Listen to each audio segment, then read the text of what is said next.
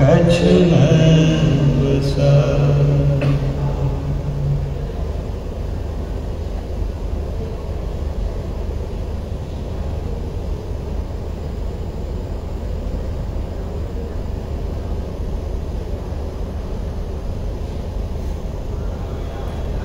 बोलिए प्रेम से श्री सद्गुरु महाराज की। हाँ तो कितना चल रहा है देखो।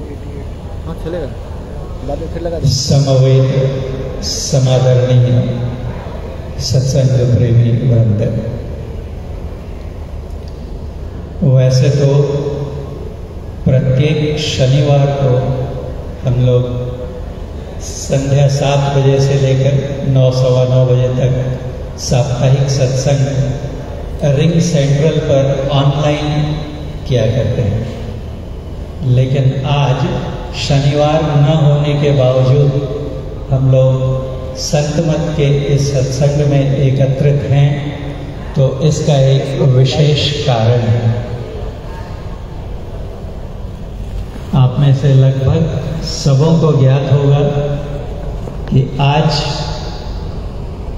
हम सबों के आदरणीय प्रेमास्पद श्रद्धाभाजन आदरणीय श्री कामेश्वर प्रसाद सिंह जी ने जीवन के एक महत्वपूर्ण पड़ाव पर कदम रखा है। आज उन्होंने अपने जीवन के 60 वर्ष पूर्ण किए हैं। इसलिए आज उनके इस विशेष जन्म दिवस के अवसर पर हम सभी उन्हें हृदय से बधाई देते हैं और उनके दीर्घायु, स्वस्थ एवं यशस्वी जीवन की परमाराध्य से कामना करते हैं। श्री सद्गुरु महाराज की जय। आज के दिन को अधिकांश जगह भारतवर्ष में षष्ठी पूर्ति या षष्ट्यब्दी पूर्ति के रूप में भी मनाया जाता है। षष्ठी मतलब होता है 60 और उसी को कहीं षष्ट्यब्द या कहीं षष्ट्यब्दी पूर्ति बोलते हैं। वहाँ संधि विच्छेद है, षष्ठी धन षष्ठी जोड़ अब्द। अब्द मतलब होता है वर्ष और पूर्ति पूर्ण किए, यानी 60 वर्ष पूर्ण करने के बाद जीवन के 6 दशक अच्छे से बिताने के बाद जिस आयोजन को मनाया जाता है उसे कहते हैं षष्ट्यब्दी पूर्ति या षष्ठी पूर्ति। हमारे यहाँ इसका भी एक विशेष महत्व है। हमारे शास्त्रों में कहीं 100 और कहीं पर 120 वर्ष की आदर्श आयु की कल्पना की गई है और उस दृष्टि से यह दिन बहुत ही महत्व का हो जाता है। आज उग्र रथ शांति दिवस भी करते हैं, क्योंकि अगर 120 वर्ष की आयु माना जाए या 100 की भी मानी जाए तो उसके लगभग मध्य में ये पड़ाव, ये माइलस्टोन आता है। अर्थात हमने अपने जीवन का एक अध्याय परम प्रभु परमात्मा की कृपा से पूरा किया, सफलतापूर्वक पूरा किया और अब अपने जीवन का दूसरा अध्याय आरंभ करने जा रहे हैं। और इस अवसर पर हम परम प्रभु परमात्मा से ये प्रार्थना करते हैं कि हे ईश्वर, इस संसार का सांसारिक जीवन तो आपकी कृपा से हमने अच्छे से बिताया, इसका बहुत बहुत आभार। लेकिन अब आपसे प्रार्थना है कि जीवन के जिस दूसरे अर्ध में मैं प्रवेश करने जा रहा हूँ, वहाँ पर मेरा आध्यात्मिक जीवन भी उसी तरह से उत्कृष्टता से व्यतीत हो, इसके लिए आपके आशीर्वाद की जरूरत है। पहला जीवन हमने प्रमुखता से संसार को समर्पित किया, उसी तरह से दूसरे जीवन का ये द्वितीयार्ध जो है मैं अपने आध्यात्मिक उत्थान के लिए समर्पित करना चाहता हूँ। और इसमें आपके आशीष की और हमारे सभी सुहृद जनों की शुभकामना की बहुत आवश्यकता है। और कहीं कहीं पर ऐसा कहा जाता है कि 60 पूरा होते देख यमराज का थोड़ा मन मचलता है और वो अपना उग्र रथ लेकर पहुंचते हैं और फिर इस अवसर पर उसकी भी शांति का भी प्रावधान है। जो हमारे यहाँ धार्मिक आयोजन होते हैं उसमें कहते हैं कि शांति और क्रांति। शांति अर्थात कि अभी रुकिए, अभी मुझे बहुत अभी तक जो किया उससे भी अधिक महत्वपूर्ण कार्य संपादित करने हैं, इसलिए कृपया थोड़ा धैर्य रखें, दया करें और मुझे अपना काम पूरा करने दें। इसके लिए शांति पूजा होती है। और क्रांति मतलब आगे कदम बढ़ाना। किस पथ पर? आज देखिए हम लोग कहते हैं सुपर एनुएशन या रिटायरमेंट के लिए प्रोफेशनली जिस पेशे में हैं हम लोग, तो वहाँ से हमारी पेशेवर जिंदगी का समापन होता है। अब क्योंकि ये 20 जुलाई को इनका जन्मदिन है, इसलिए 31 तक अवसर दिया जाएगा कंपनी की ओर से, और उसके बाद वो company good bye with best wishes कहेगी, यानी उसके बाद ये सेवा मुक्त कहे जाएंगे। ये इन्हें एडवांस में पता था, ज्ञात था कि ये घड़ी आने वाली है और हम में से हर एक की जीवन में आएगी, जो भी नौकरी पेशा लोग हैं। तो जब हम 60 को पहुंचने जा रहे हैं तो उसके पहले से ही हम अग्रिम तैयारियां शुरू कर देते हैं। पता है कि बस 31 जुलाई, और लकीली इनके लिए ईश्वर की विशेष कृपा से एक दिन उसमें भी भगवान ने आराम दे दिया। 31st being Sunday, so 30th will be his last working day, क्योंकि वो ऑफिस में हैं, तो 30 जुलाई को ही उनका अंतिम कार्यकारी दिन होगा। अब इसके बाद जो ये ट्रांजिशन है, संक्रांति है, ये अच्छे से हो, सीमलेसली हो, कन्वीनियंटली, सुविधाजनक ढंग से हो, उसकी तैयारी उन्होंने बहुत पहले से शुरू कर दी है। विभिन्न संबंधित विभाग जो हैं उन सब से नो ऑब्जेक्शन सर्टिफिकेट जमा करने शुरू कर दिए, ताकि उस दिन कोई हैसल, कोई हिच, टेक्निकल ग्लिच ना हो जाए। और फिर एक कहते हैं भविष्य निधि, प्रोविडेंशियल फंड, वो भी तुरंत हमारा रिलीज हो जाए। उसके लिए भी जो भी आवश्यक कार्यविधियां हैं, जो प्रोसेसेज हैं, उन सबको उन्होंने पूरा किया।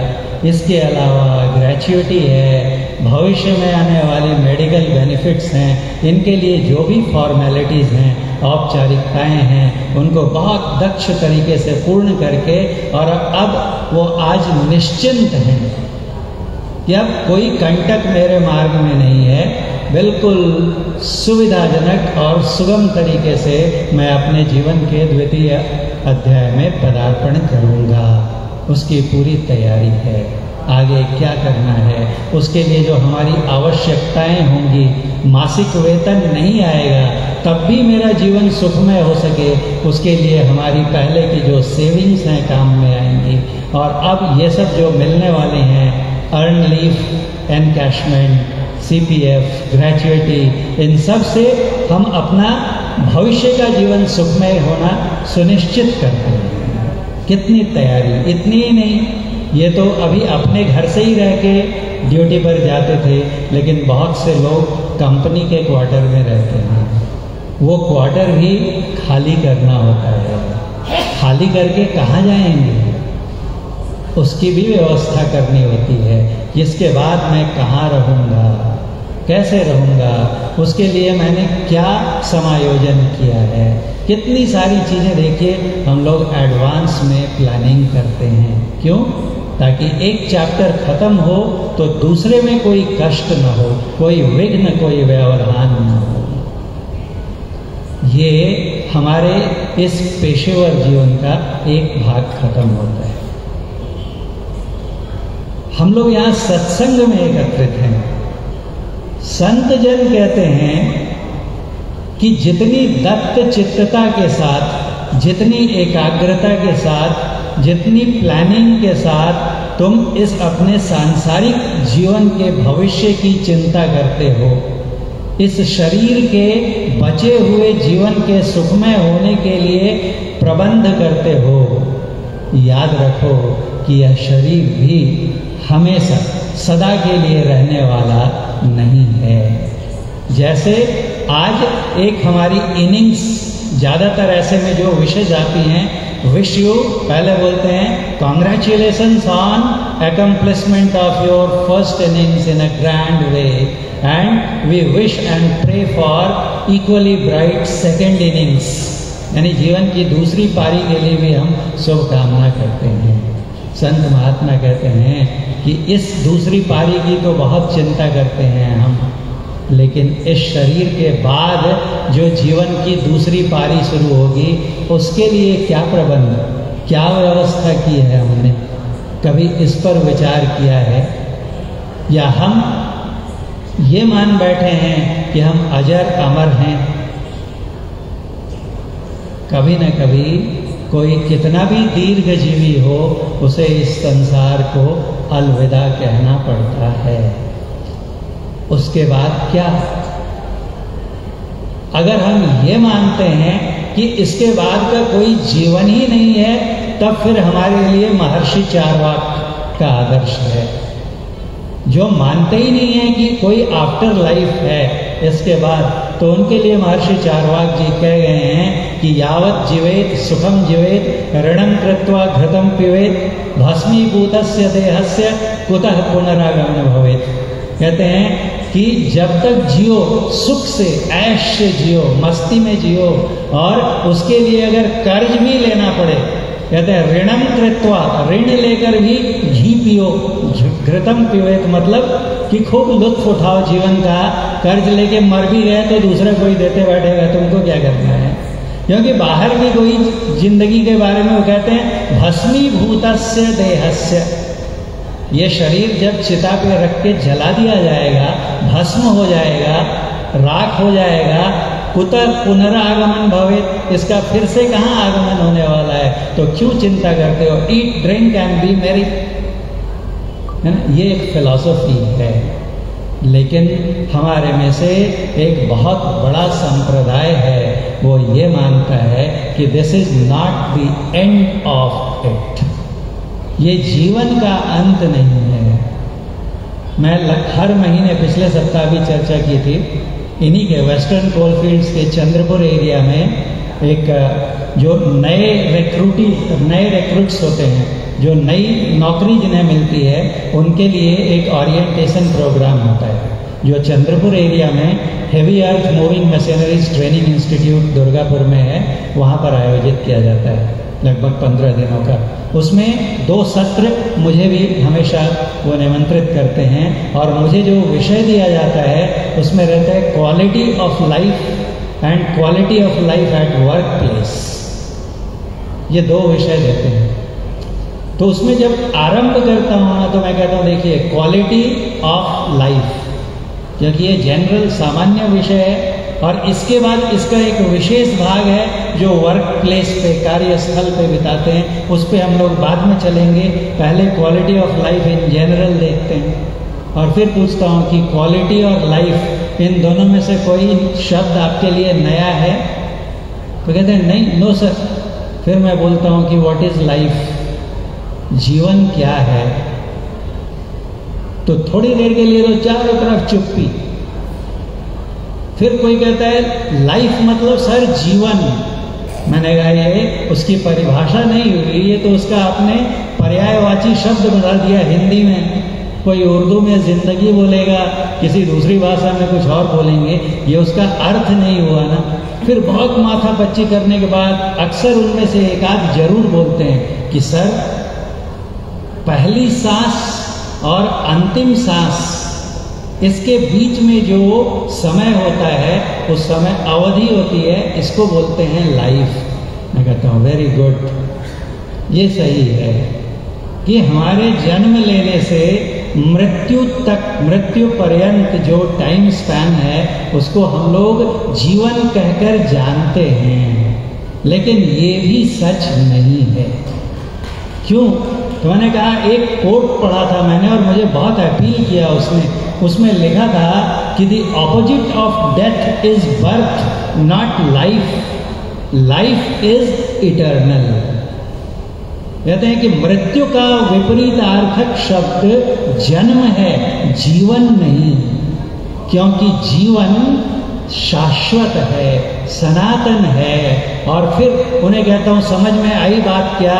तो कहते हैं नहीं सर, तो मैं बोर्ड पर व्हाइट बोर्ड, पहले ब्लैक बोर्ड हुआ करते थे, आजकल व्हाइट बोर्ड का फैशन है, तो व्हाइट बोर्ड रहता है और लिखने के लिए पेन रहती है, व्हाइट बोर्ड पेन, उससे ए और बी दो बिंदु बनाकर उन्हें एक रेखा से जोड़ देता हूँ और पूछता हूँ कि अब ये ए बी क्या है?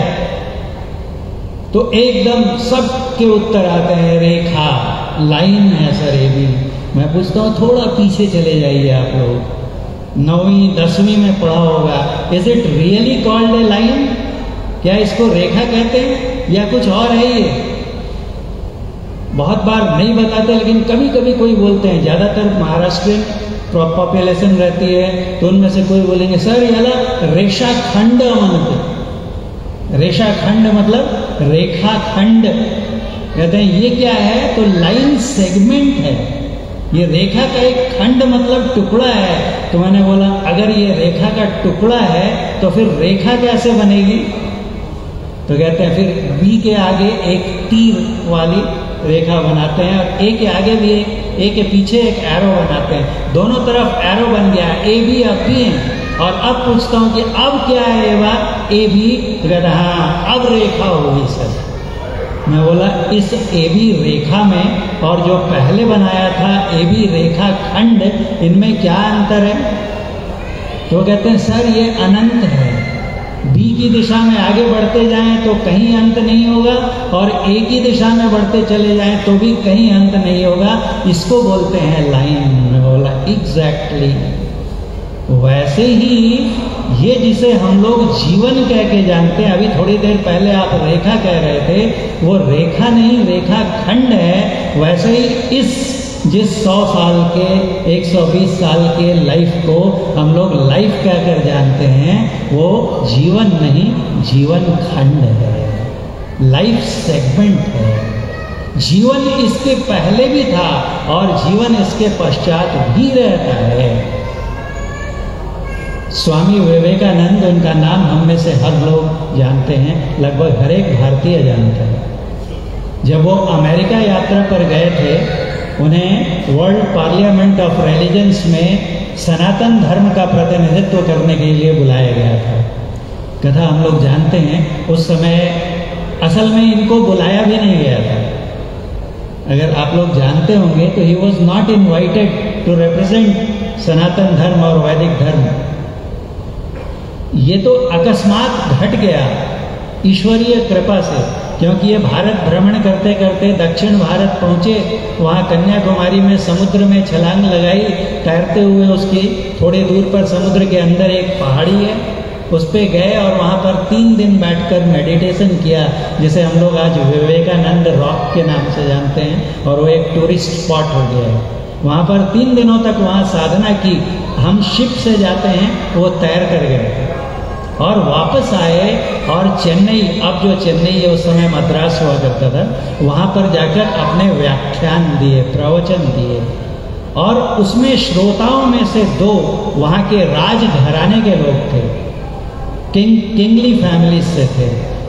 उन्हें न्योता मिला था उस विश्व धर्म सम्मेलन में आने का, हिंदू धर्म जिसे हम लोग वैदिक धर्म कहते हैं, उसका प्रतिनिधित्व करने के लिए। उन्होंने जब इनके प्रवचनों को सुना तो वो इनसे मिले और उन्होंने कहा कि Swami ji, we think that you are the right person to represent our religion, we are not, and therefore we give you a power of attorney. बोलते हैं एक रिप्रेजेंटेशन का लेटर देता हूँ, and in our place you will go and represent our.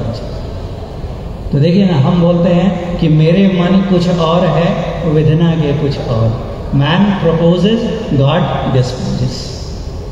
ये चले, वहाँ पहुँचे और सबसे अंत में 3 मिनट का समय दिया गया, बाकी धर्म पहले, क्योंकि उस समय हमारे धर्म को 800 और फिर तकरीबन 100-150 साल, करीब लगभग 900 1000 साल की गुलामी में रह चुका देश, और इसके धर्म को हेय दृष्टि से देखा जाता था। और बाहर में कहते थे कि India is a land of snake charmers and monkey worshippers. आते थे ना हमारे यहाँ बीन बजाते हुए, जो हमारी जनरेशन ने तो सबने देखा है, एक बीन चालू होता था, सब जमा हो जाते थे, फिर एक पिटारा खोलता था, उसमें से सांप का खेल, तो बोलते थे स्नेक चार्मर्स। और मंकी वर्शिपर्स, हनुमान जी हमारे देवता हैं, तो उनकी शक्ल तो बंदर की है, कहते बंदरों की पूजा करते हैं, इसलिए सबसे पीछे, और वो भी 3 मिनट का, यानी सब जब सुनते सुनते बोर हो जाएं, जैसे रोज की टाइम टेबल में जिसकी चौथी या 5वीं पीरियड होती है उसकी बेचारे की आफत रहती है, क्योंकि सुन सुन के लड़के पक चुके होते हैं और लर्निंग ग्राफ नीचे आ जाता है, और उस समय बड़ा चैलेंजिंग होता है वो क्लास लेना। तो ऐसे ही इनका था अंतिम, और खड़े हुए इनकी जब बारी आई और संबोधन किया, एक तो वाणी में ओज था, साधना का, गुरु का आशीर्वाद था, और संबोधन में भी अद्भुतता थी, विचित्रता थी, जो वहाँ के लोगों ने सुना नहीं। Sisters and brothers of America, what was expected was brothers and sisters of America. और ये भी कह के प्रचारित किया जाता था कि वहाँ पर महिलाओं को हीनता की दृष्टि से देखा जाता है, और देखा लोगों ने कि here comes a man who keeps ladies first. कहते हैं इतनी तालियां बजी कि 3 मिनट तक तो तालियां ही बजती रहेगी, लेकिन ऑर्गेनाइजर्स की हिम्मत नहीं हुई ये कहने की कि sir your time is over, क्योंकि 3 मिनट तो हो चुके थे।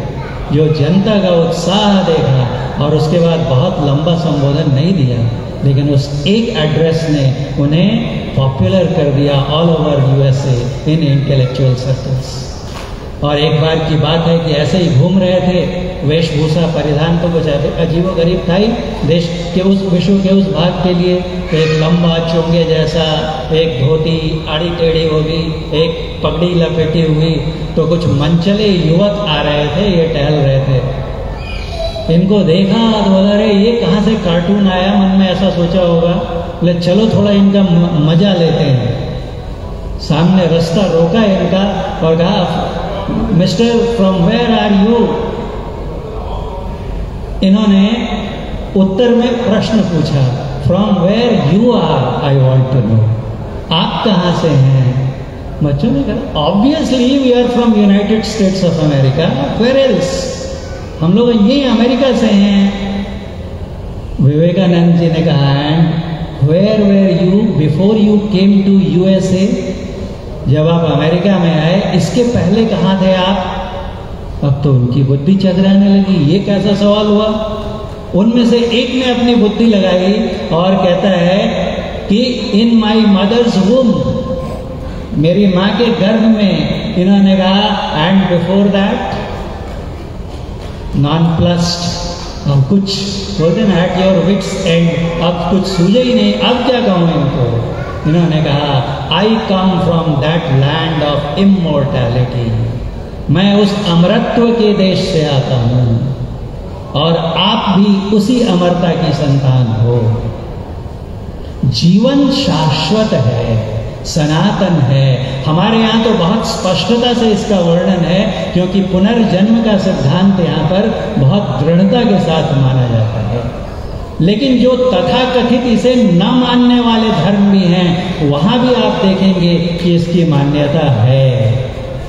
उदाहरण के तौर पर लगभग मेरी हर क्लास में ये जो लेने जाता हूँ WCL में, उसमें 2-3 कम से कम मुस्लिम रहते ही हैं। तो मैं कहता हूँ कि इस्लाम धर्म में कहने को कहा जाता है कि पुनर्जन्म नहीं है, लेकिन जब उन्हें कब्र में दफनाया जाता है तो किस मान्यता के साथ दफनाते हैं कि कयामत के दिन जितने लोग मरते चले जा रहे हैं, न जाने कितने। आज धरती पर जितने लोग, गुरु महाराज हमारे कहा करते थे कि आज धरती पर जितने लोग जीवित हैं उनसे कई गुना लोग यहाँ से जा चुके हैं। आज अब तक में मरने वालों की संख्या उससे कहीं ज्यादा है जितने इस धरती पर जीवित हैं। सब मरते जा रहे हैं और उनमें से जो इस्लाम धर्म के, ईसाई धर्म के अनुयायी हैं, उन्हें कब्र में दफना दिया जाता है। और उनके यहाँ मान्यता है कि क़यामत के दिन खुदा इन सब रूहों का फैसला करेगा कि और उनके कर्मों के हिसाब से किसी को दोज़ख और किसी को जन्नत बहिश्त बख्शेगा। जन्नत मतलब स्वर्ग, दोज़ख मतलब नरक। तो ये क़यामत के दिन तक जिंदा कौन रहने वाला है जिसका फैसला होगा। और कब्र में जिस शरीर को दफना दिया वो कितने सालों तक, उनका ही नियम है कि कुछ साल के बाद, नहीं तो धरती छोटी पड़ जाएगी और कब्रगाह की एरिया तो लिमिटेड है ना, तो उनके यहाँ पर वेल डिफाइंड नियम है कि इतने वर्ष के बाद जहाँ किसी को दफनाया जा चुका है उसे कोड़कर और वहाँ फिर नई लाश को दफनाया जा सकता है। तो अगर 100 साल के बाद दफनाई गए शरीर को निकालें तो उसकी हड्डियाँ भी गल चुकी रहेंगी। तो क़यामत के दिन फैसला किसका होगा। तो indirectly they also believe in the immortality of soul. आत्मा की अमरता में वो भी विश्वास करते हैं। और उसके बाद वो दोजख में जाएगी, जन्नत में जाएगी। वहां कौन जाएगा, वहां भी तो कोई शरीर ही जाएगा ना, जीव ही जाएगा ना। वैसे ही ईसा मसीह के लाइफ जिंदगी से भी आता है कि गुड फ्राइडे के दिन उन्हें सलीब पर चढ़ा दिया गया था, वॉज क्रूसिफाइड। तो ये जो गुड फ्राइडे का पर्व है, it celebrates the crucifixion of Jesus Christ. जब उनको चढ़ा दिया गया सलीब पर और मर गए तो उसके तीसरे दिन रविवार को ईस्टर पर्व होता है। ईस्टर किस लिए मनाते हैं, मैं हमेशा कहता हूँ एक पर्व है बेचारों को कभी छुट्टी नहीं मिलती क्योंकि हमेशा वो संडे को आता है। तो ईस्टर किस लिए मनाते हैं, तो उस दिन कहा जाता है कि प्रभु यीशु मसीह पुनर्जीवित हो उठे थे और अपने भक्तों को दर्शन दिए थे। आया ना रीबर्थ। तो कहीं भी देखेंगे छिपे हुए संदर्भ में ही सही, लेकिन जीवन की शाश्वतता का विश्वास हर जगह है। संत बतलाते हैं, ऋषि बतलाते हैं कि हमारा जो ये जीवन है 70, 80, 90, 100, 125 साल का, ये बहुत छोटा है इन कंपैरिजन टू, तुलना में जो इसके आगे का जीवन है।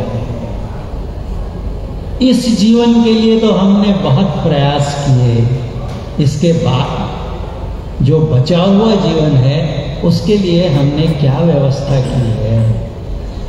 आज जो बोलते हैं कि एकदम टोटली अनप्लान्ड आदमी है, इसकी कोई प्लानिंग, कोई योजना नहीं है, 10 दिन के बाद रिटायर होने वाला है और इसका कोई ठिकाना नहीं है कि अब ये कहाँ से खाएगा, क्या करेगा। अजीब आदमी है, समझा समझा कर थक गए, कुछ प्लानिंग ही नहीं करता। उसे क्या कहते हैं, बेवकूफ, अबोध, मूर्ख। यहाँ मूर्ख कहते हैं। और जब ये शरीर छूटेगा, इसके बाद का जो हमारा जीवन आएगा, उसके लिए अगर हमने कोई व्यवस्था नहीं की है तो उसे क्या बुद्धिमान कहा जाएगा। विचारिए, मानते हैं कि नहीं मानते। तो फिर कहते हैं कि इस जीवन को जीने का सही तरीका मालूम होना चाहिए कि कैसे जिया जाए। अध्यात्म जो है ये इसी की शिक्षा देता है। देखिए, कोई गलत फहमी ना हो, ये जो अध्यात्म है, स्पिरिचुअलिटी है, ऐसा नहीं है कि it has nothing to do with worldly life. जो हमारा सांसारिक जीवन है उससे ये बिल्कुल अनरिलेटेड या डिसकनेक्टेड कोई एक अलग फिलॉसफी है, ऐसा नहीं है। ये एक समग्र दर्शन है, कॉम्पोजिट फिलॉसफी है, जिसमें हमारे इहलौकिक यानी इस संसार का और पारलौकिक दोनों संसार की व्यवस्था है, उसका इंतजाम है। गुरु महाराज कहते थे, हमारे परमाराध्य जिनकी तस्वीर आप उधर देख रहे हैं माई ओर महर्षि में ही परमहंस जी महाराज कि ये जो संसार के महाविद्यालय हैं, कॉलेजेस हैं, इनमें संसार की व्यवस्था का पाठ पढ़ाया जाता है, लेकिन जो ये संतों की यूनिवर्सिटी है, उनका जो विश्वविद्यालय है, वहाँ पर संसार और संसार के बाद का जीवन दोनों की कुशलता का पाठ पढ़ाया जाता है। इसलिए their religion, their teaching are more complete and total integral teaching है उनकी। ऐसा नहीं कि वो कहते हैं कि to hell with your worldly life, ऐसा नहीं। जो कोई अगर आपसे ऐसा कहते हैं तो समझिए कि they are teaching false spirituality. मैं अपने क्लास में पढ़ाता हूँ रॉक मैकेनिक्स और ग्राउंड कंट्रोल इन माइंस, मेरा सब्जेक्ट है, तो उसमें बहुत मैथमेटिक्स आता है, बहुत सारी इक्वेशंस आते हैं। तो बहुत से इक्वेशंस आके लास्ट में 2-3 इक्वेशंस आ जाते। अब उनसे पूछता हूँ विद्यार्थियों से कि what do we make of these equations. ये जो मैंने 2-3 इक्वेशन लगाए आपके सामने, चाहे वो पिलर डिजाइन हो, स्ट्रेस एनालिसिस हो, कुछ भी हो, तो इसका क्या करेंगे हम लोग?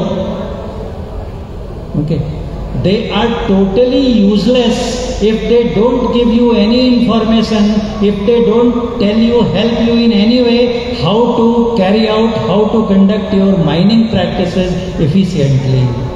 जो भी मैंने इक्वेशन बनाए आपके सामने, समीकरण दिखाए, अगर इससे आपको अपना माइनिंग, खनन की जो प्रक्रिया है, उसे अच्छे से चलाने के लिए कोई मदद नहीं मिलती है, then they are fit to be thrown to dustbin.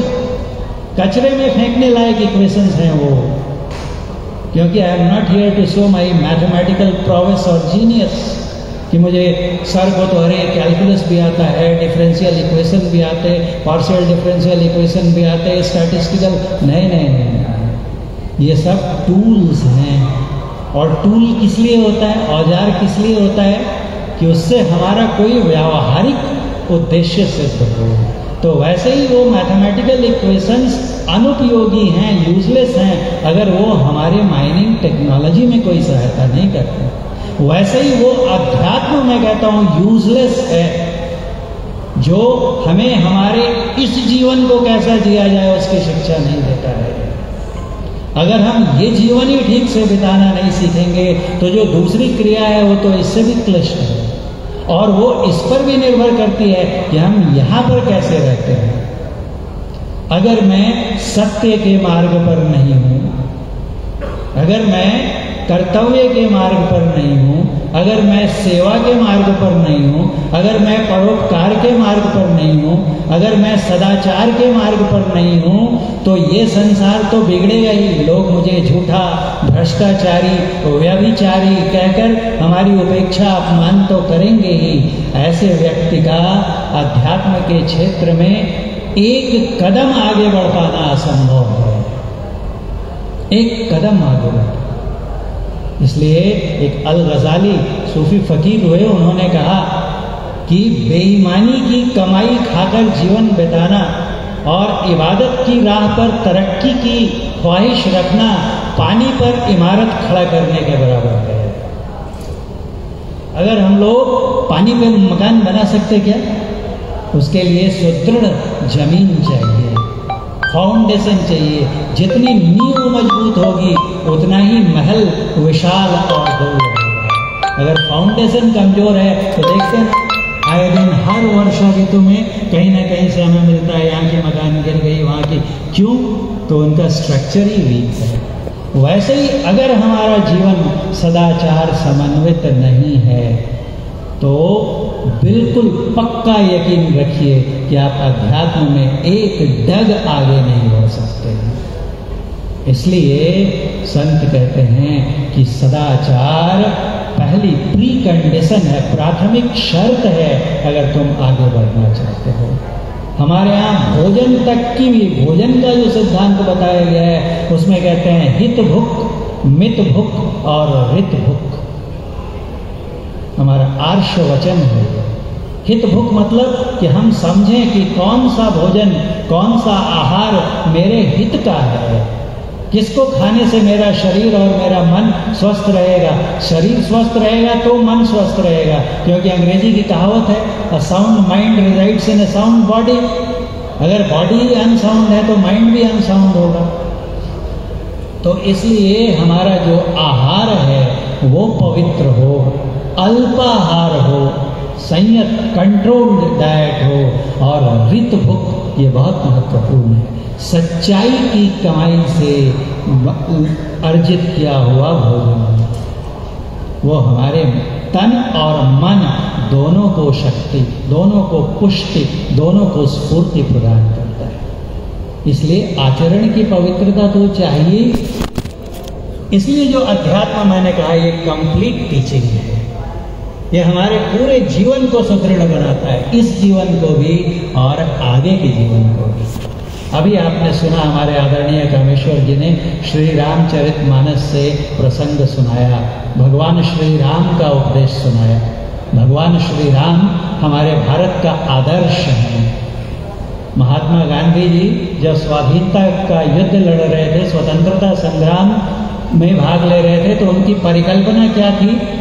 वो कहते थे कि मैं भारत में राम राज्य लाना चाहता हूँ। राम राज्य मतलब, राम राज्य का अर्थ क्या होता है? कि वहां पर राम भगवान की बहुत सी प्रतिमाएं लगा देंगे तो राम राज्य होगा? राम भगवान के राज्य के बारे में गोस्वामी तुलसीदास जी ने कहा है, दैहिक दैविक भौतिक तापा, राम राज्य नहीं काहू ही व्यापा। भगवान श्री राम का राज्य ऐसा था कि जिसमें दैहिक, इस शरीर में कष्ट होते हैं, तरह तरह बुखार हो गया, बीमारी हो गई, चोट लग गई, घायल हो गए, ये दैहिक जो देह में कष्ट होते हैं उसे दैहिक ताप बोलते हैं। वैसे ही भौतिक ताप जो भूतों की वजह से, यानी दूसरे प्राणियों की वजह से जो हमें कष्ट पहुंचे, सांप ने काट लिया, बिच्छू ने काट लिया, मच्छर ने काट लिया, वायरस आ गया, ये सब जो है ये क्या हो गए? ये भौतिक ताप हो गए। और दैविक ताप जा रहे हैं, अभी देखिए उत्तराखंड भूस्खलन हुआ और कितने लोग मर गए, कहीं बाढ़ से मर गए, कहीं अतिवृष्टि से, कहीं अनावृष्टि से मरते रहते हैं। इसे कहते हैं दैविक प्रकोप। इन तीनों में से किसी प्रकार का कष्ट जहां न हो उसे कहते हैं राम राज्य। ये राम राज्य की आदर्श परिभाषा है। क्या इस संसार में कोई ऐसी जगह है, विकसित से विकसित राष्ट्र हो, वहां पर आप दिखा सकते हैं?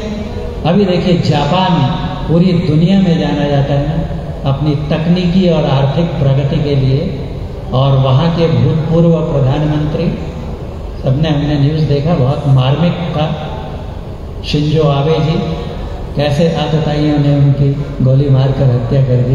बेचारे जब भाषण दे रहे थे उनको कल्पना भी रही होगी क्या कि यहीं पर मैं अपनी अंतिम सांस, और वो भी इतने वायलेंट तरीके से लूँगा। उनके वश में रहा होता तो उन्होंने कुछ किया होता ना। ये संसार ऐसा ही है, दैहिक दैविक और भौतिक ताप होते ही रहते हैं, और जब तक इन तीनों में से किसी तरह का कष्ट हमें हो रहा है तो ये राम राज्य नहीं हो सकता। फिर आप कहेंगे कि राम राज्य होगा कैसे? भगवान श्री राम जब लंका पर विजय प्राप्त करके और आए, अयोध्या का राजभार भरत जी से पुनः वापस लिया, उसकी गद्दी पर बैठे तो उनके राज्य में प्रजा पूर्णतः सुखी थी, सब तरह से सुखी और सानंद थी। और एक दिन बैठकर वो विचार करते हैं कि मेरी भी लीला के संवरण करने का समय आ रहा है, अब मुझे भी जाना होगा। क्या मेरी प्रजा मेरे बाद भी ऐसा प्रसन्न आनंदित रह पाएगी, कुशलता पूर्वक रह पाएगी? और फिर यही जीवन इनका अंतिम नहीं है, अभी हमने सुना जीवन शाश्वत है। इसके बाद जब ये दूसरा जन्म लेंगे तो क्या ऐसे ही रह पाएंगे कष्ट रहित अवस्था में, निरापद अवस्था में? उन्हें बड़ी चिंता हुई और कहते हैं एक बार रघुवीर बोलाए। जाहिर सभा, यहाँ लिखते हैं ना आम सभा, तो भगवान श्री राम ने आम सभा बुलाई और उसमें गुरु और द्विज पुरवासी सब आए। उनके गुरु वशिष्ठ भी आए उस सभा में, अन्य सम्मानित ब्राह्मण भी आए और समूची प्रजा आई, और उन सबको बुलाकर, और कहने का तरीका क्या है, मैं यहाँ से बोलता हूँ तो मेरी ये अपेक्षा रहती है कि वॉट एवर आई से is accepted in toto without any objection. मैं जो बोलता हूँ लोग सब मान लें, कोई विरोध, कोई इसमें मतभेद ना हो। और इतने बड़े राजा भगवान विष्णु के अवतार वो क्या कहते हैं कि जौ अनीति कछु भाखों भाई तो मोहि भरजम। कहते हैं अगर मैं कुछ गलत कहता हूं तो मुझे टोक देना। कितने बड़े हैं, कितनी प्रभुता संबंध हैं, और तब ऐसी बात कहते हैं। और हमारा आज मैं बॉस हूं, मैनेजर, अगर उसका असिस्टेंट मैनेजर काट दे बात को तो आग बबूला। जनरल मैनेजर, सब एरिया मैनेजर ने कुछ बोल दिया तो वो आग बबूला, और डायरेक्टर जीएम ने कुछ बोल दिया तो वो क्रोध में आ जाते हैं, और सीएमडी तो उनके नीचे वाले कहीं साहब हमारे रुष्ट ना हो जाएं, क्रुद्ध ना हो जाएं, तो फिर जो बोलने लायक बात है चाहते हैं कि बोलो तो भी इस भय से नहीं बोलते हैं कि कहीं वो हमसे नाराज हो जाएंगे और मेरा कॉन्फिडेंशियल रिपोर्ट गड़बड़ कर देंगे तो मेरी पदोन्नति बाधित हो जाएगी, प्रमोशन में गड़बड़ हो जाएगी।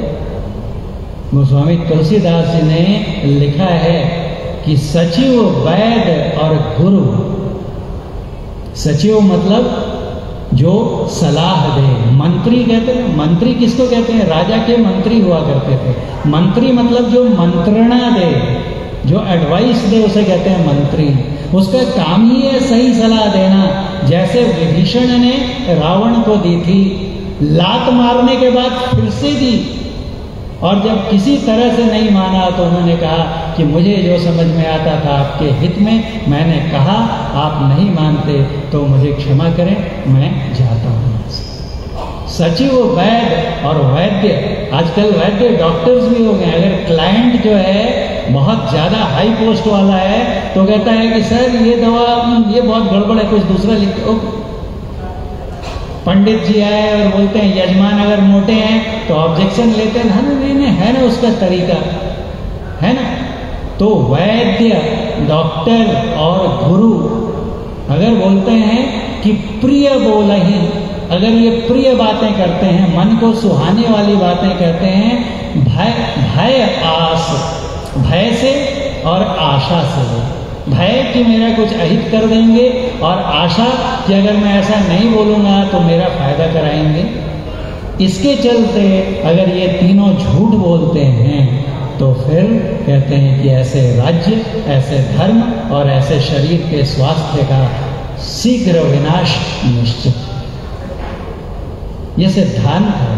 इसलिए राम भगवान इतने बड़े राजा होकर कहते हैं कि मैं अगर कोई अनीति की बात कहता हूँ तो मुझे रोक देना, मुझे टोक देना। और तब वो क्या कहते हैं कि बड़े भाग मानुष तन पावा, सुर दुर्लभ सब ग्रंथ ही धावा। कहते हैं ये जो मनुष्य का शरीर लेकर आप इस सभा में आए हुए हो, ये शरीर इतना दुर्लभ है, इतना बेशकीमती है कि ये देवताओं को भी दुर्लभ है। देखिए कौन कहते हैं, देवता तो बहुत हैं, उनमें से 3 प्रमुख देवता हैं, त्रिदेव जिन्हें कहते हैं, ब्रह्मा, विष्णु और महेश। उनमें से जो सतोगुण के देवता हैं, पूरी सृष्टि के पालक देवता हैं भगवान श्री विष्णु, उनके अवतार भगवान श्री राम स्वयं कह रहे हैं। अगर हम कहें, साधु महात्मा कहें तो कहेंगे कि अपना बड़प्पन दिखा रहे हैं, देवताओं को छोटा कहते हैं। स्वयं मर्यादा पुरुषोत्तम भगवान श्री राम कहते हैं कि बड़े भाग मानुष तन पावा, ये ईश्वर का शरीर बड़े भाग्य से मिलता है, सुर दुर्लभ। ये देवताओं को भी दुर्लभ मतलब क्या होता है, लभ मतलब प्राप्त होना, दो मतलब मुश्किल से देवताओं को मिलता है। और हम ये मानव शरीर लेकर जो उन्हें दुर्लभ है उन्हीं से अपनी कुशलता की इच्छा रखते हैं। तो अब आगे क्या कहूँगा, वो कहते हैं कि सुर दुर्लभ। क्यों सुर दुर्लभ है, ये भी बतलाते हैं। सिर्फ कह देने से नहीं होगा ना, तो आगे कहते हैं साधन धाम मोक्ष कर द्वारा। ये जो शरीर है ये साधनों का घर है, धाम है। इसमें इस शरीर में रहते हुए आप जैसा साधन चाहें कर सकते हैं। आप डॉक्टर बनना चाहें, देखिए हैं हमारे बीच डॉक्टर दास आए हुए हैं, डॉक्टर बनना चाहें डॉक्टर बन सकते हैं। इंजीनियर्स तो बहुत हैं यहाँ पर, इंजीनियर बनना चाहते इंजीनियर बन सकते हैं। व्यवसायी बनना चाहते हैं, देखिए बहुत सब तो व्यवसायी बन सकते हैं। बॉडी बिल्डर बनना चाहें बॉडी बिल्डर बन सकते हैं। स्पोर्ट्समैन बनना चाहें, शेफ बनना चाहें, जो बनना चाहें इस शरीर में आप बन सकते हैं अभ्यास से। लेकिन इसके अलावा एक और बात कहते हैं मोक्ष कर द्वारा। मोक्ष मतलब क्या होता है? छुटकारा, छूट जाना। छूटने की कामना कौन करता है? जो स्वतंत्र है उसको मोक्ष चाहिए क्या? वो तो स्वतंत्र ही है, उस पर किसी तरह की कोई परतंत्रता नहीं है। मोक्ष यानी छुटकारा किसे चाहिए? जो बंधन में है। अर्थात हम सभी बंधन में हैं। आप कहेंगे कैसा बंधन? मैं तो पूरी एरिया का मालिक हूँ, मैं तो पूरी सब्सिडियरी का मालिक हूँ, मैं तो पूरे देश का मालिक हूँ। लेकिन किसी को भी ले लीजिए, क्या जैसा जैसा वो चाहते हैं सब कुछ वैसा ही वैसा घटित होता है क्या?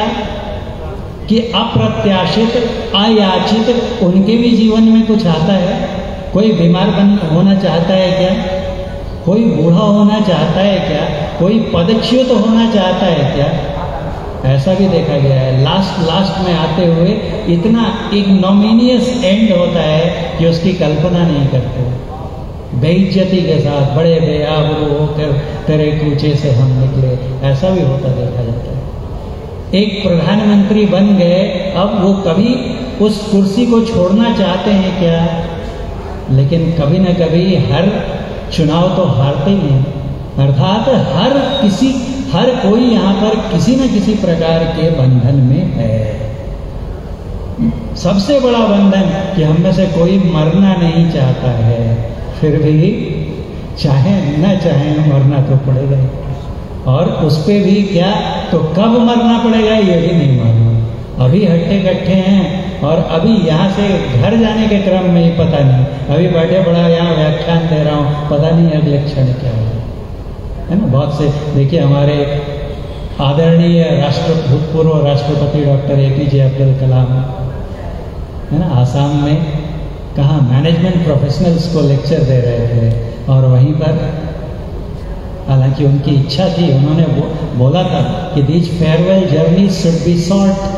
मतलब अब जाने की वेला आ जाए तो तुरंत चले जाए, ये नहीं कि अटैक हो गया, डॉक्टर्स लगे हुए हैं, 1 महीने कोमा में हैं, उसके बाद पैरालिसिस हो गया, ये फेयरवेल जर्नी नहीं चाहिए। उन्होंने बोला था कि farewell journeys ought to be short, जितना छोटा होगी, जब जाना ही है तो तुरंत चले।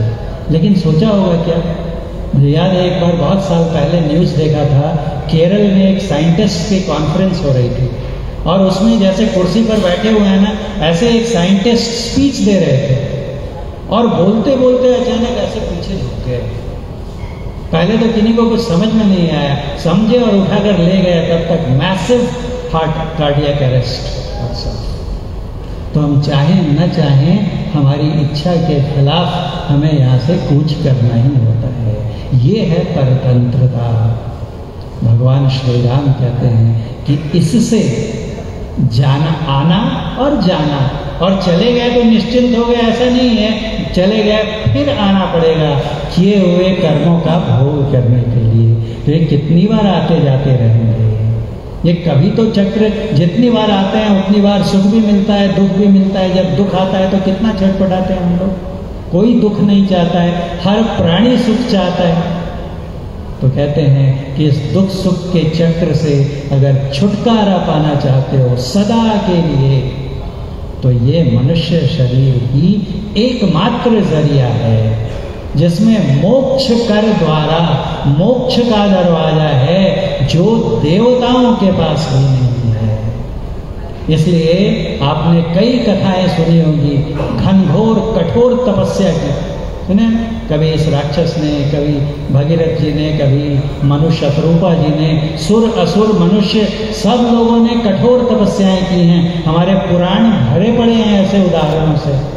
और जब वो तपस्या करके प्रसन्न करते हैं और देवता दर्शन देते हैं तो उनमें से अधिकांश की, खास करके राक्षसों की पहली मांग यही रहती है कि मैं अमर हो जाऊं। और आज तक एक भी उदाहरण बताइए, कोई भी ब्रह्मा विष्णु महेश इंद्र इत्यादि जितने भी देवताओं ने प्रसन्न होकर दर्शन दिए, वो स्पष्ट स्वर में कहते हैं कि sorry, this I can't give. इसको छोड़कर कोई दूसरा वरदान मांग लो, ये नहीं दे सकता। अमरता का वरदान नहीं दे सकता। क्यों नहीं दे सकता? इस पर कभी विचार किया क्या? मेरे पास अगर 10 लाख रुपए हैं और मैं स्वभाव से कर्ण के समान गाता हूं और कोई मेरे सामने मांगने आ जाए 9.5 लाख या 10 लाख भी, तो भी दे दूंगा मैं कि ले जाओ, कोई बात नहीं, अपनी तो जैसे तैसे कट जाएगी, है ना। लेकिन अगर मेरे पास 10 लाख टोटल बैलेंस है और कोई 1 करोड़ मांगने आ जाए और मैं देना भी चाहूं तो दे पाऊंगा क्या? क्योंकि वो मेरी सामर्थ्य के बाहर है। वैसे ही जो अमरत्व उनके पास नहीं है वो कैसे दे सकते हैं? उनकी सामर्थ्य में नहीं है, इसलिए कहते हैं कि कुछ दूसरा मांग लो। तो दूसरा घुमा फिरा कर बुद्धि लगाते हैं। सबसे अधिक बुद्धि लगाई थी हिरण्यकशिपु ने, है ना। ठीक है, ऐसा नहीं दे सकते ना, तो आप मुझे वरदान दीजिए कि न मैं दिन में मरूं, न रात में मरूं, न घर में मरूं, न बाहर मरूं, न अस्त्र से मरूं, न शस्त्र से मरूं, न मानव से मरूं, न पशु से मरूं। ऐसे करके सारी कंडीशंस लगा दी और प्रसन्न हो गए कि अब तो मैं अमर हो गया। और देने वाले ने भी कहा तथास्तु, सो बी इट। और ये अपना आतंक, अत्याचार, इसकी अति कर दी। और जब अति हो गई, बांध, जब पानी का स्तर बढ़ जाता है तो क्या करते हैं? गेट खोल दिए जाते हैं। तो आए, वरदान देने वालों में से ही आ गए। और नरसिंह अवतार की कथा हमने सुनी है। पकड़ा, हाँ, न घर में मरूं, न बाहर मरूं, ऐसी कई शर्तें थी। पकड़ा और उसे गोद में बिठाया और बोलते हैं अरे अरे वरदान दिया था, आप कैसे मार सकते हो मुझे? इन्होंने कहा याद करो वरदान में क्या मांगा था तुमने, कि न दिन में मरूं न रात में मरूं। ये न दिन है न रात है, दोनों की संधि वेला है, गोधूली वेला है। ये न घर है न बाहर है, दहलीज है। न मैं आदमी हूँ न जानवर हूँ, मेरा शरीर मनुष्य का है और ये पक्ष का है। देखो, ना मेरे पास भाला है फेंक कर मारने वाला, और न तलवार है हाथ में लेकर मारने वाला, न अस्त्र है न शस्त्र है, और मैं तो नाखून से मारने जा रहा हूँ। ये नाखून तो नास्त्र की कैटेगरी में आता है। तो देखिए, इतनी बुद्धिमत्ता का प्रयोग करने के बाद भी मृत्यु का आलिंगन करना पड़ा कि नहीं। तो इसलिए स्वर्गौ स्वल्प अंत दुखदाई। यहाँ हम चाहते हैं कि मेरा घर कितना डेकोरेटेड हो जाए, कितना उसका आर्किटेक्चरल मार्वल दिखे उसमें, मेरी गाड़ी ऐसी हो कि वो ऐसी पूरे शहर में, नागपुर में किसी के पास न हो। ये सब क्या है? तो इन्हें कहते हैं विषय। विषय किसे कहते हैं? जो इंद्रियों से ग्रहण किए जाए, जो इंद्रियों से ग्रहण किए जाए। हमारी 5 ज्ञानेंद्रियां हैं जिन्हें कहते हैं सेंस ऑर्गन्स। आंखों से रूप देखते हैं, कान से शब्द सुनते हैं, नासिका से गंध ग्रहण करते हैं, जिह्वा से स्वाद लेते हैं और त्वचा से स्पर्श का ज्ञान होता है ना। कोई सुंदर है या असुंदर है, कोई शब्द मुझे पसंद है या नापसंद है, किसी भोजन का स्वाद अच्छा है या बुरा है, कोई धरती कठोर है या नर्म है बिछावन। इस संसार में इन 5 चीजों के अतिरिक्त और आप बताइए कि क्या है? कोई भी यहाँ पर सोचकर, अभी नहीं बाद में भी बताइए। इस पूरे संसार में रूप, शब्द, गंध, स्पर्श और स्वाद, इन 5 के अतिरिक्त अगर कोई छठी चीज गिना दें, इस यहाँ पर जो कुछ भी है, और एक ही में सब चीज रहता है। वहां देखिए ना, कुछ तो होगा मिठाई में ना तो उसका देखिए रूप है गुलाब जामुन, है ना। गुलाब जामुन जैसे ही सामने आया, अरे आया गुलाब जामुन। क्यों गुलाब जामुन? तो उसका एक खास रूप और रंग है। वो रसगुल्ला नहीं है, वो कलाकंद भी नहीं है, और वो काजू कतली भी नहीं है, क्योंकि उन सब के अलग अलग रूप हैं। वैसे ही उसका अलग स्वाद है। अंधेरे में भी कोई बोले ये लो गुलाब जामुन खाओ, और मुंह में डाल दिया, दिख नहीं रहा, रे ये गुलाब जामुन है क्या, मुझे बेवकूफ़ समझा है क्या, ये तो काजू कतली है। स्वाद उसी में है ना। उसी में स्पर्श भी है। उठाया, नहीं आज का गुलाब जामुन हार्ड लग रहा है, अच्छे से नहीं बना। स्पर्श ज्ञान पूरी सृष्टि में अगर आप गौर करेंगे तो इस 5 के अतिरिक्त कुछ नहीं है, और इन एक एक को ग्रहण करने के लिए एक एक इंद्रिय बने हुए हैं। आँख अगर चाहे कि मैं सुन लूँ या स्वाद ले लूँ तो संभव है क्या? अगर होता तो आँख चली गई ना, तो बोलते थे डॉक्टर कि चलो एक नाक को डाइवर्ट करके आँख बना देते, हो जाता है काम। ये ट्रांसप्लांट वगैरह की कोई जरूरत नहीं है ना, संभव ही नहीं है। परमात्मा की रचना ऐसी है। हर एक इंद्रिय जिसे ग्रहण करती है उसे कहते हैं विषय। भगवान श्री राम कहते हैं कि यही तन कर फल विषय न भाई। यही तन मतलब ये जो मनुष्य का शरीर है, बाकी शरीर नहीं, ये जो मनुष्य का शरीर है इसका फल विषय नहीं है, क्योंकि हम यहाँ पर कितना विषय कमा लेंगे। कहते हैं उच्चतम कोटि के जो विषय हैं ना, वो कहाँ मिलते हैं? तो स्वर्ग में मिलते हैं। हम जो भोजन यहाँ कल्पना नहीं कर सकते, वो भोजन इच्छा मात्र से। हम जिस रूप की यहाँ कल्पना नहीं कर सकते, वो रूप, हम जिस स्वाद की कल्पना, सब कुछ यहाँ से करोड़ों गुना बेहतर देवताओं के लोक में है, मिलता है।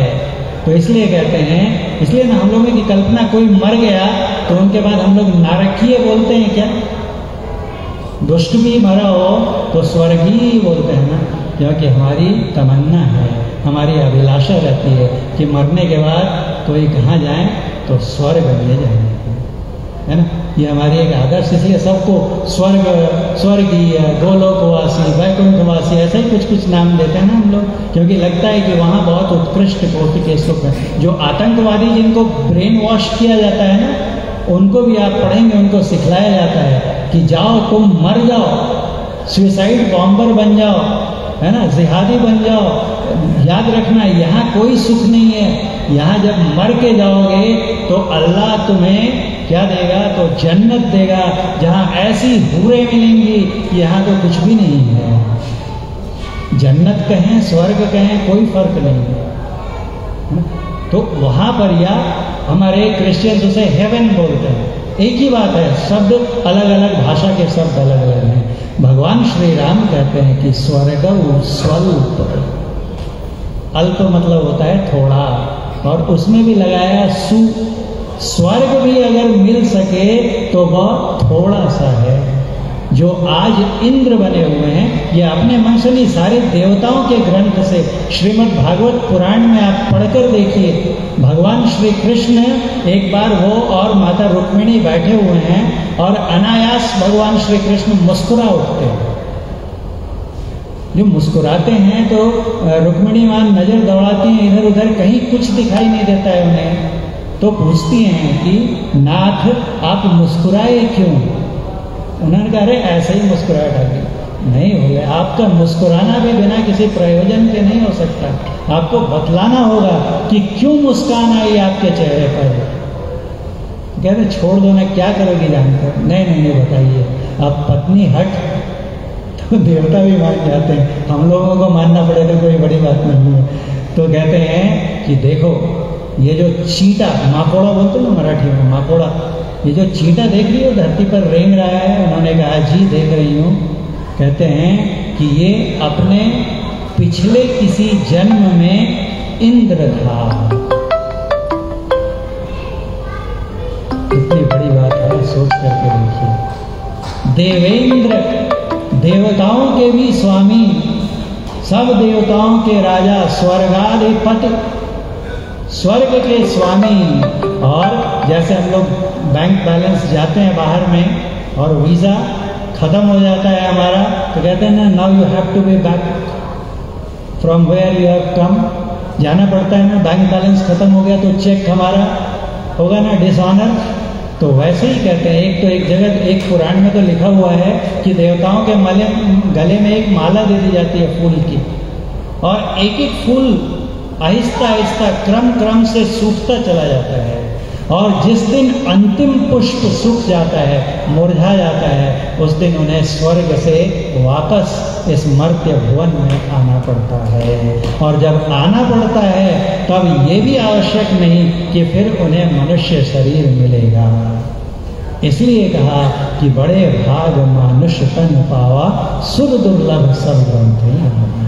ये मनुष्य का शरीर अत्यंत दुर्लभ है, देवताओं को भी मुश्किल से मिलता है, और इसको पाकर अगर हम वो नहीं करते हैं जो इस मनुष्य शरीर से सिर्फ मनुष्य शरीर में किया जा सकता है, तो हमने इसका दुरुपयोग किया, इसका अनादर किया। बस एक छोटी सी बात कह के मैं अपने वक्तव्य को विराम दूंगा कि आखिर ऐसा कौन सा कार्य है जो इस मनुष्य शरीर से किया जा सकता है, इस मनुष्य शरीर से ही किया जा सकता है, अन्य किसी शरीर में नहीं।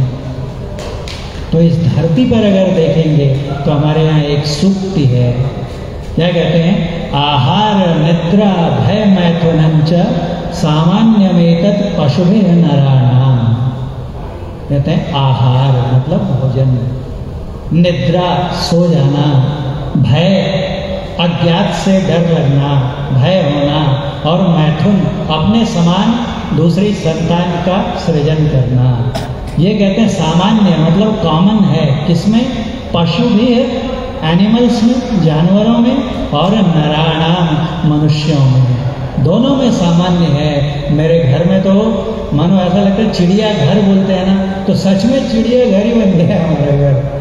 वो हमने एक कंदील लगाई है, उस पर मनी प्लांट पे एक 5-10 ग्राम वाली चिड़िया मनी प्लांट को ऐसा मोड़ के और उसमें भी घोंसला बना लिया। कितना हल्का होगा, कोई इस पेड़ पे कोई उस पेड़ पे, तरह तरह के पक्षियों के घोंसले बनते रहते हैं। क्या करते हैं, दिन भर या तो अपना घोंसला बनाना है या अपने खाने का प्रबंध करना है, और घोंसला बनाएंगे तो क्या करेंगे, उसमें अंडे देंगे, यानी अपने समान संतति उत्पन्न करेंगे, और उसमें कभी अचानक आवाज़ आती है बहुत जोर से, ची ची ची ची ची ची ची ची ची ची एबनॉर्मल नॉइज आती है, तो निकल के बाहर देखेंगे कि क्या हो गया, इतने जोर से क्यों चिल्ला रही है चिड़िया, तो देखेंगे नीचे या तो बिल्ली है और नहीं तो सांप। भय, देखिए भय भी लगता है, आहार निद्रा भय मैथुनंच सामान्यमेतत् पशुभिः नराणाम। इतनी सुंदर सुंदर चिड़िया है ना, देख के मन एकदम मुग्ध हो जाता है, लेकिन जब वो अपने बच्चों को खिलाने लाती है ना, तो मन घृणा से भर उठता है, ज़्यादा कीड़े पकड़ के लाएंगी और इतने छोटे बच्चे के मुंह में टपक से डालेंगे। तो कहते हैं ये तो अगर यही किया तो ये तो पशु पक्षी भी करते हैं, तो फिर तुम उनसे क्या विशिष्ट हो, क्या ऐसी चीज है जो हमें उनसे क्या देवताओं से भी विशिष्ट बनाती है। तो कहते हैं ज्ञानम नराणाम अधिको विशेषो ज्ञानेन हीनाः पशुभिः समः। ज्ञान ही है जो मनुष्य को विशिष्ट बनाता है। एक ये वाला ज्ञान है जो हम लोग सुन रहे हैं सिर्फ, कि शरीर में कहीं तो एक मोक्ष का दरवाजा है छिपा हुआ, जिसमें से अगर हम एंट्री ले लें, प्रवेश कर जाएं, तो हमें मोक्ष मिल जाएगा। अब आज का सत्र इस पर चर्चा के लिए नहीं है कि वो मोक्ष का द्वार कहाँ है और उसे कैसे खोला जा सकता है। इसकी चर्चा हर धर्म में है, बौद्ध धर्म हो, जैन धर्म हो, ईसाई धर्म हो। The kingdom of haven lies within. हमारे सूफी कहते हैं कि रास्ता शहरग में है दिलबर पे जाने के लिए, क्यों भटकता फिर रहा तो है तलाश यार में। रास्ता शहरग में है दिलबर पे जाने के लिए। शुरू में पहले ही बताते हैं, कुरान में लिखा हुआ है कि आरंभ में सभी मनुष्य सभी इंसान एक रास्ते पर थे, सीधे रास्ते पर थे। वो सीधा रास्ता कौन सा है? कौन सा रास्ता है जिसके बारे में अली कहते हैं, मोहम्मद कह कर गए कि मैं नगर हूँ, शहर हूँ और अली उसका दरवाज़ा है? ये कौन सा ज्ञान है? ये कौन सा मोक्ष द्वार है?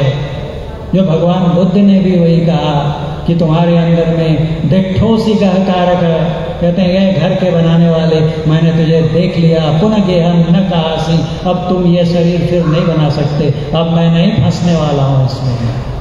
ये वाला ज्ञान जो अभी हम लोग सिर्फ विचार के रूप में सुन रहे हैं। जब हम लोग इंजीनियरिंग डॉक्टरी की पढ़ाई करते हैं ना, तो एक थियरी क्लास होती है और उसके बाद जो थियरी में बताया गया उसको प्रैक्टिकल में करके देखना होता है। तो कैसे प्रैक्टिकल किया जाए? क्या सच में ऐसा कोई द्वार है? अगर है तो वो कैसे, कहाँ है, कैसे खुलेगा, कौन खोलेगा उस मार्ग को जो जन्नत की ओर, बहिश्त की ओर ले जाता है? बताएगा कौन उस रास्ते को? तो कहा हमारे यहाँ जो कामिल फकीर हो गए हैं, दरवेश हो गए हैं, कि मुर्शिदे कामिल से मिल, सिद्क और सबूरी से तकी, जो तुझे देगा फहम शहरक के पाने के लिए। ये सलाह तुलसी की है, आमिल अमल कर ध्यान से, कुल खुरा में है लिखा अल्लाह अकबर के लिए। उस अल्लाह अकबर, जो अकबर मतलब होता है महान, ग्रेट, अल्लाह अकबर मतलब गॉड इज ग्रेट, ईश्वर महान है, परमेश्वर, हम उसे बोलते हैं परमेश्वर, परमात्मा। वहाँ तक कौन सा रास्ता जाता है, उसका पता कौन बताएगा? तो जैसे उर्दू में ये कहा कि कामिल मुर्शिद से मिलो, पक्के गुरु से मिलो, उसी को भगवान श्री कृष्ण अर्जुन से गीता में कहते हैं कि क्या कहते हैं, तद्विद्धि प्रणिपातेन परिप्रश्नेन सेवया उपदेक्ष्यन्ति ते ज्ञानम ज्ञानेन तत्वदर्शन। और हमारे गुरु महाराज कहते हैं, गुरु से कर, कबीर साहब, गुरु से कर मेल गंवारा, क्या सोए बारंबार, क्या सोचे तो बारंबारा। और हमारे गुरु महाराज भी कहते हैं, अभी देखिए पीछे लिखा ही है, क्या लिखा?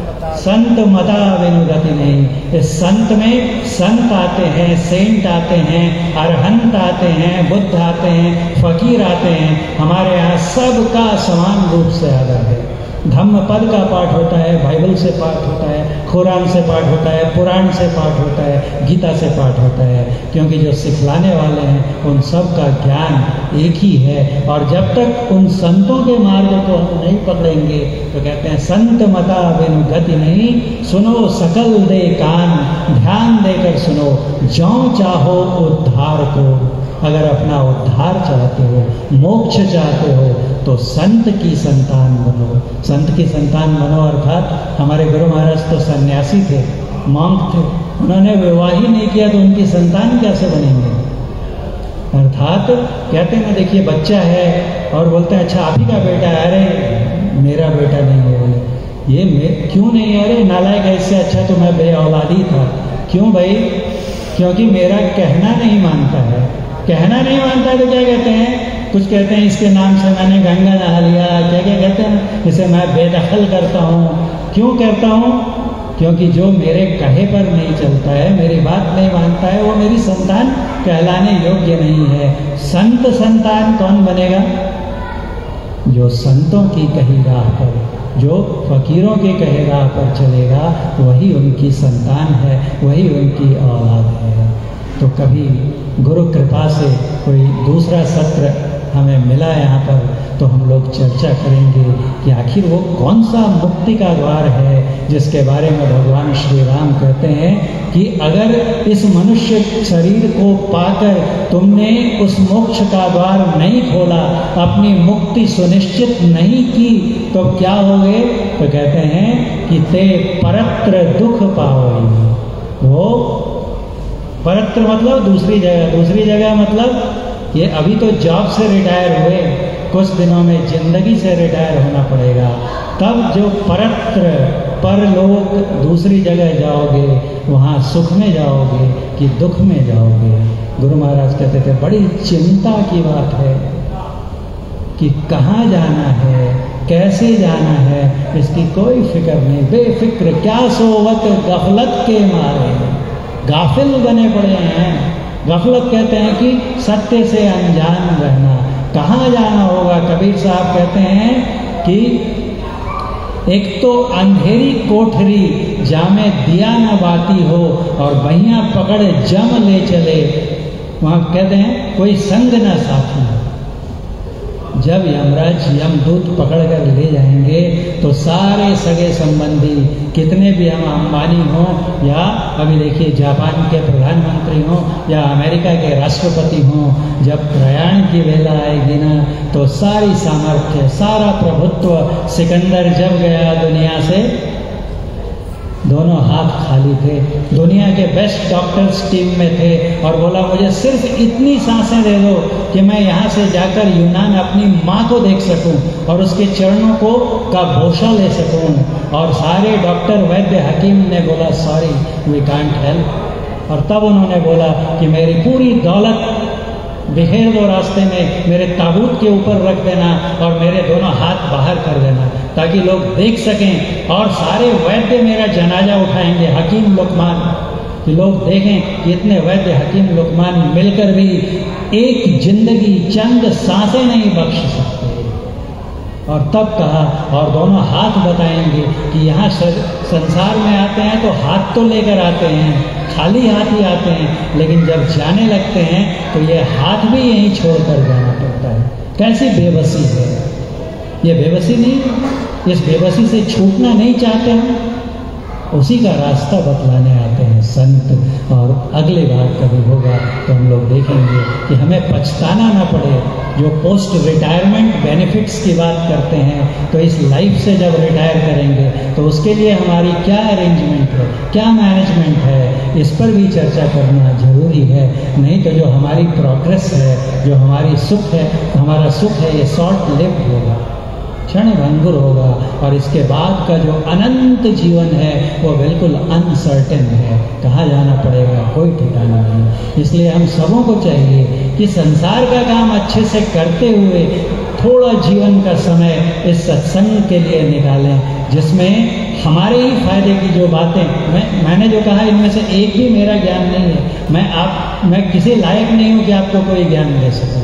ये उनका जो ज्ञान है सिर्फ उसे पास ऑन कर दिया। जैसे हम लोग व्हाट्सएप में अच्छा लगता है तो क्या करते हैं, फॉरवर्ड, और फेसबुक पे अच्छा लगा तो शेयर, और ट्विटर पे अच्छा लगा तो रिट्वीट। वैसे ही जो संतों की वाणियाँ हैं जो हम सबके फायदे की हैं, लाभ की हैं, उनको शेयर, फॉरवर्ड या रिट्वीट करने का काम किया है। और यकीन जानिए अगर हम उस राह पर चलेंगे तो ये संसार भी बनेगा और इसके आगे का संसार भी सुखमय होगा। ये यूनिवर्सिटी है संतों की, फकीरों की, अरहंतों की। बोलिए प्रेम से श्री सद्गुरु महाराज की जय। एक बार सब मिलकर जोर से बोलिए। गुरु किसी के भी होते हैं, हर फील्ड में होते हैं, इसलिए कोई संत हो, मैं ये नहीं कह रहा कि हमारे गुरु की जय बोलिए। गुरु नाम है ज्ञान का, गुरु ज्ञान का नाम है, गुरु कोई शरीर नहीं होता। इसलिए हम लोग सब पूरे जोश के साथ इस जितनी संख्या में उपस्थिति है उसके अनुपात में स्वर निकालें। बोलिए प्रेम से श्री सद्गुरु महाराज की जय। आप सबों का बहुत आभार कि इतनी देर तक, ऐसे WCL के पार्टीज के लिए इट्स नॉट टू लेट।